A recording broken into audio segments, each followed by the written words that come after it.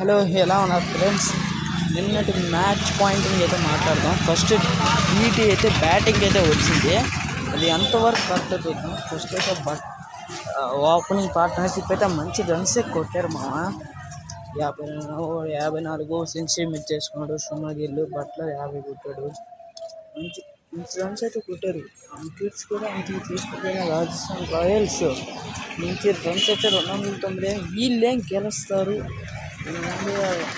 వరుసగా 3 మ్యాచ్లు ఓడిపోయారు.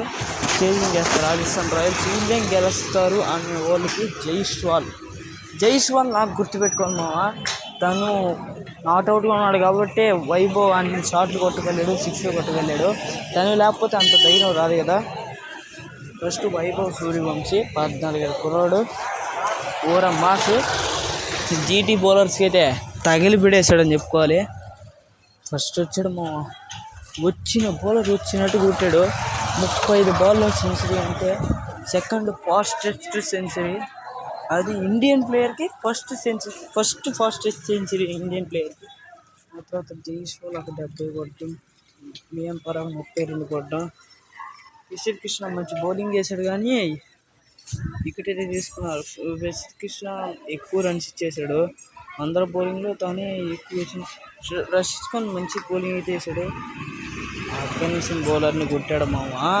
ఒకే ఓవర్లో 30 పరుగులు అయితే చించేసాడట్టే వైభవ్ సూర్యవంశీ. మరి ఈరోజు మ్యాచ్ వచ్చేసి DC వర్సెస్ KKR ఎక్కడ జరుగుతుంది? ఢిల్లీలో జరుగుతుంది. ఈరోజు మ్యాచ్ పాయింటింగ్ వచ్చేసి స్లో పిచ్ ఇస్తారో ఫాస్ట్ బ్యాటింగ్ ఇస్తారో తెలీదు. కాబట్టి DCకి ఇది ఎంత గెలవడం ఇష్టం. ఎంతగానో పోయిన మ్యాచ్ RCBతో ఓడిపోయింది ఇదే గ్రౌండ్లో. KKR వాళ్ళు మంచి స్టార్తోనే ఆడుతున్నారు. ఈరోజు KKRలో ఓపెనర్లు మారో కూడా తెలియదు. కెంటన్ డికా ఆడతాడో యువరాజ్ ఆడతాడో తెలీదు. కాబట్టి వాళ్ళు 5 మ్యాచ్లు గెలిచి క్వాలిఫై అవుతారు. అదేం పెద్ద కష్టమేం కాదు. ఒకసారి చేసి చూపించారు 2014లో గౌతమ్ గంభీర్ క్యాప్టెన్సీలో. ఇదేం పెద్ద కష్టం కాదు. కానీ ఈ మ్యాచ్ గెలవడం చాలా ఇంపార్టెంట్. DC కూడా వరుసగా విన్ లూజ్ అన్నట్టున్నారు ఢిల్లీ క్యాపిటల్స్. ఈ మ్యాచ్ గెలవడం వాళ్ళకి అంత ఇంపార్టెంట్. KL రాహుల్ మంచి ఫామ్లో లేడు. హోమ్ గ్రౌండ్లో కూడా కూడితే మంచి ఫామ్లో ఉండేది. ఢిల్లీలో కాబట్టి జరిగేది.